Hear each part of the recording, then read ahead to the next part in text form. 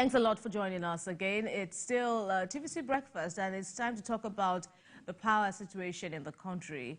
Well, lack of power isn't new to many Nigerians. In fact, the use of generators, inverters, torchlights and lamps have become the norm. And just recently, the supply of megawatts to distribution companies, also called DisCos, sank to its lowest ebb, with some of them getting zero allocation. Power Minister Adebayo Adelabu has attributed the crisis to a decline in gas supply to the generating companies, those are the GenCos, while two DisCos have pointed fingers at system failures from the grid, as well as the issue of vandalism. Now, Mr. Adelabu has convened a meeting with the top management teams of GenCos and DisCos, aiming to address the challenges posed by the diminishing gas supply, and that's what we will be addressing.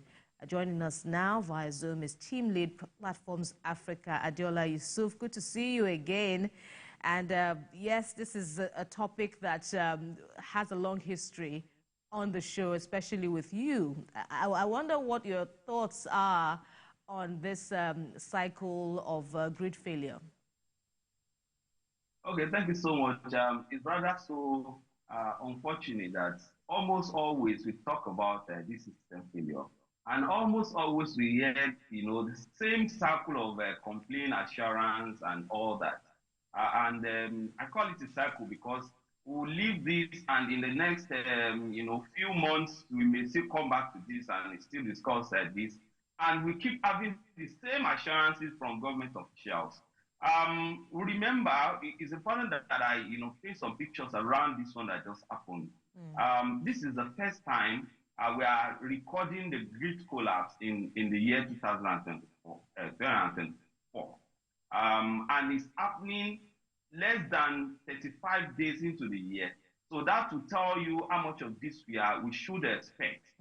In the last year, 2023, we recorded, 12 system failures, 12 grid collapse.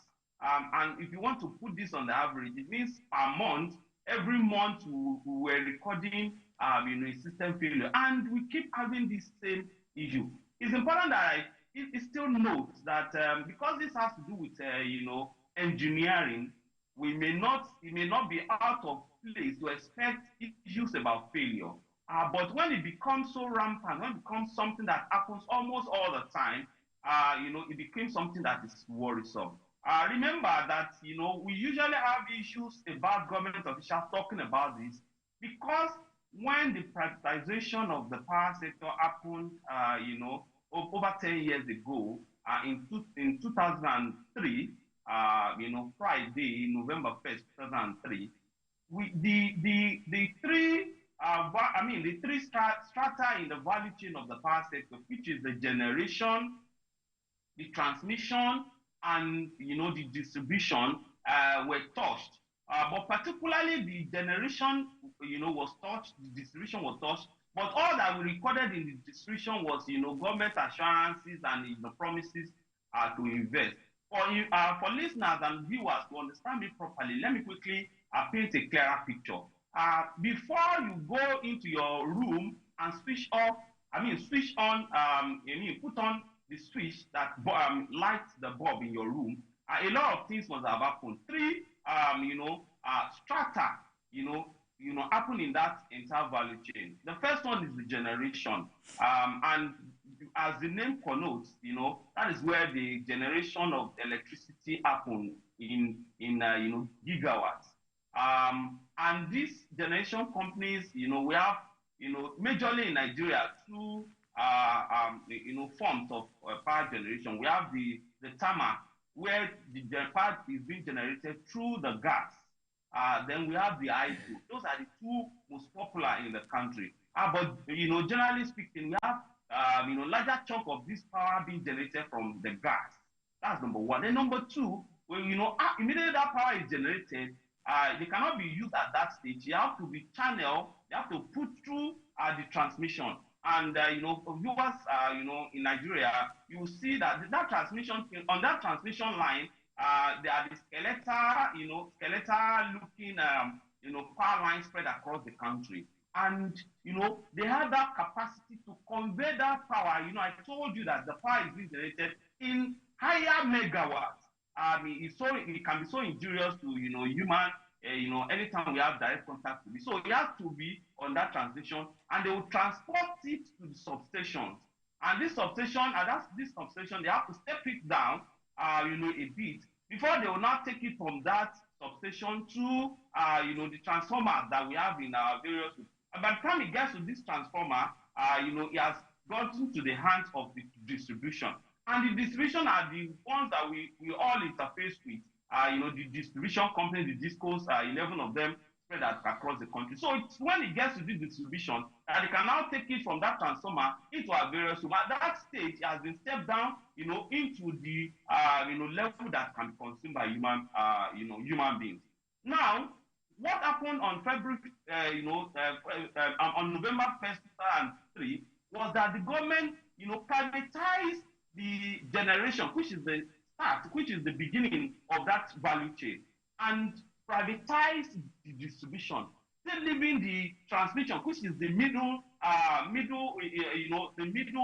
the link between the generation and the transmission, and the distribution.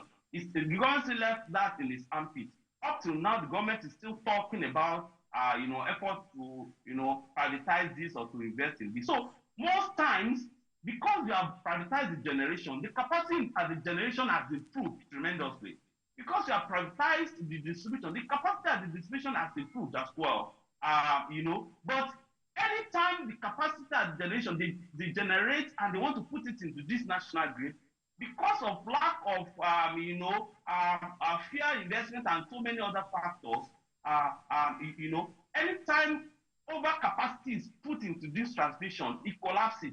Anytime we have low capacity into this, transmission, it collapses. So that has been described as the weak link between the generation and the distribution. So that is that. And so what made the government to always interfere anytime we have grid collapse is because this transmission is still in the armpit of the government. The one that just happened a few days ago, on February 4, the power minister has spoken about it. The transmission company of Nigeria has spoken about it. And what did they say? Because we have to believe what they have said.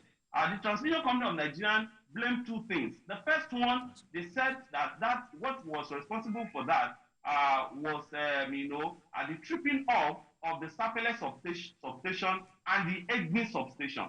The second reason they blamed was that they said there was a reduction in the gas supply to the generation. I don't know how that that will affect the tripping or not. They are still trying to establish the link between these. But what we have was that immediately this happened in a country of over 200 million people. The various homes and the businesses, a lot of them that depend on electricity, suffered tremendously. Remember, from what the statement the TCN issued, they said that before that incident, the generation at that morning, by 8 a.m. on February 4, was over 3,000, about 3,900 megawatts. So immediately that system failure was recorded, because power is something that you cannot save. Once you generate, you have to use it. If you don't use it, you lose it. So over 3,000, about 4,000 megawatts was lost that day. So we are not talking about, what the government has lost alone. Various homes, various businesses that depend on this, electricity, they suffer. But the most disheartening part of it is that, as someone that has covered this industry, I'm not very, very sure that this will be the last in this, year.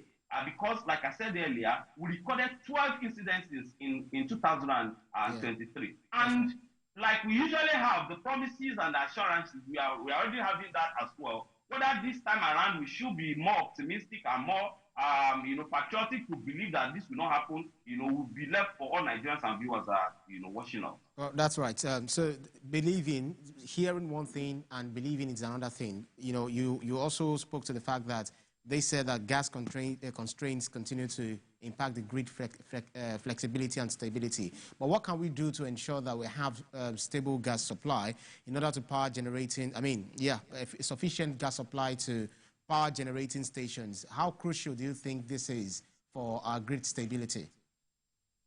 Okay, thank you so much. And I have to personally thank you for the way you started this, question. There's that, huge gulf between, issuing a statement and Nigerians believing in that statement. So let's just believe that the power, the gas supply is another cause, as stated by TCN. Remember that anytime we want to, explain things in Nigeria, we bring up another issue that, will make people that understand that sector to keep worrying and worrying. Remember that as they are issuing that statement to blame gas, huge volume of gas is being pledged in virtually all the acreages in the Niger Delta. Remember that almost always the government keep talking about efforts that they have made on gas. Remember that 2000 was declared, we had a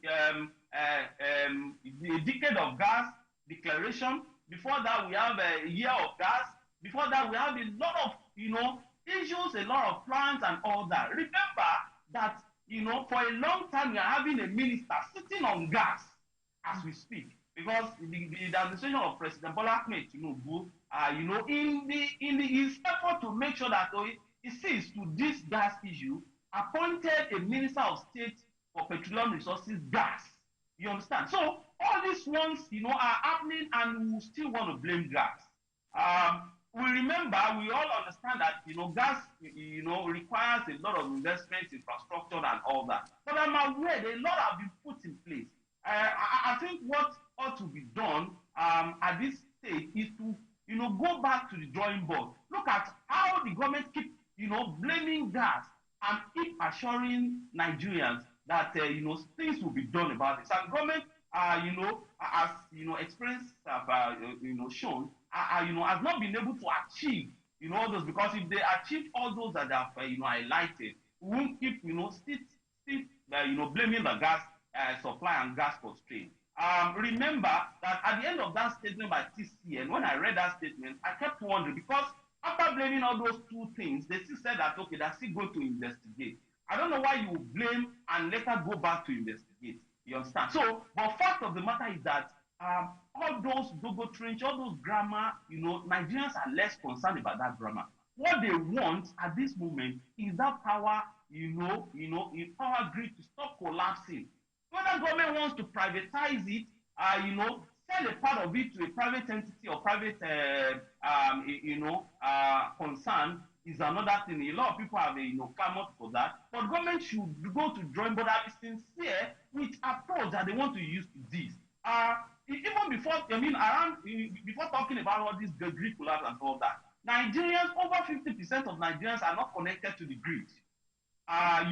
What that means is that there is no direct supply from the grid to, about over 75 million Nigerians, over 75 million Nigerians. They don't have grid connection into their homes. They depend on maybe the lantern, or they depend on the power generator. And those that are even connected, that very small number of people that are connected to the national grid, are always, suffering deficit, at times, zero distribution, this power to their homes. And what that will mean is that despite the fact that they have this power grid, this line connected to their homes, almost every time you see here the sound of generators in their homes. Maybe a lot of Nigerians watching us may be watching us with the head of their power generation generators on as we speak. So all those things are too much for Nigerians to bear. What the country, the people of the country want, because it's affecting their lives, the entire value chain. Someone has said that the way oxygen is to human beings is the way energy is, to living. Because if you don't have energy, there won't be progress. Even if you are investing in okay, imagine someone that is using power generator as a barber, or that is operating a hairdressing salon, or so many other small scale businesses like that. We have to buy a liter of petrol at how much to power those generators? So how much is the person going to get as return on investment? what will be the revenue of the power? So a lot of people are just working. There's no, revenue. There's no profit. They just keep working so that people will not see them as being lazy, lazying around. So fact of the matter is that the government has blamed the gas. We want to believe that, okay, maybe gas has been responsible. So Nigeria is a country that has, sufficient, some people have even said that oil was discovered in Nigeria by accident. But Nigeria is a gas heaven. What that means is that we have more gas in the country than, crude oil that, a lot of, people even know, to have. So we have gas deposits. We have those that we call associated gas, those that come up while they are exploring or producing oil, that are being fled every day. So a lot of things, if you keep blaming or explaining, you keep, creating another issue, bringing up another issue, that will make Nigerians to keep wondering what exactly we are doing about all this. And then the federal government is also citing the challenge of vandalism as, a persistent culprit in this issue of grid collapses. What are your thoughts on, how formidable this threat really is and what the government needs to do? Okay, thank you so much. Like I said in my remarks earlier, when something has to do with engineering, there is no way you will not, have, incidences of error, incidences of, maybe attack, incidences that, okay, of course, even our cars, you may warm your car in the morning, in the next 5 minutes, you want to ignite it and the car will not work. So there are, incidents that could happen. But we all know this. When it keeps happening almost all the time, that is when it becomes an issue. I said it earlier, very, very soon we will still talk about this grid collapse. We still talk about another collapse. The reason has been that for 12 times last year we were talking about this. For 12 times last year this happened. Now to talk about this vandalism, we all understand that there's no way there can be sabotage. We have these major incidents of vandalism in the northeast, Borno State, for instance, and some part of Ogun State. We recorded, according to the TC, the vandalism. The fact that we have to establish is that as much as we have this vandalism, it is still the responsibility of government to make sure that things are done, to investigate, to get to the root of the matter and address that permanently. Like we usually say, as it affects the oil sector, it affects the power sector. That is that 3 C's that government needs to, keep using as a template. The first one is, government needs to show commitment to whatever it does. It's appearing to Nigerians, despite the fact that because I have to establish it, the people in government are Nigerians too, and they have families too that, suffer this. Not that they are not doing anything. We have to establish that. But when what they are doing is not showing, is it that they need to change, people that are doing it, maybe those that have been put there to do it, or they change the strategy that they are, they are using. Everyone cannot just be looking at it and, assume that should be our fate. I don't believe that, consistent or permanent grid collapse should be the fate of Nigeria. And now I was talking about the commitment. Government to show that commitment. The second one is communication. The government should keep communicating to the people. Anytime there is a sabotage, a sabotage, or anytime the saboteurs have gone to vandalize all this, the government should communicate to people. Right. You will observe, even though we not agree, at the distribution end of the value chain, if there is any issue with power supply, those DisCos, at least I know those in Lagos and in Abuja, they usually issue statements in that event. I'm afraid we've run out of time, and that's all the time that we have, for this topic. Adeola Yusuf, Team Lead Platforms Africa. Thanks again for your brilliant insights on this burning issue.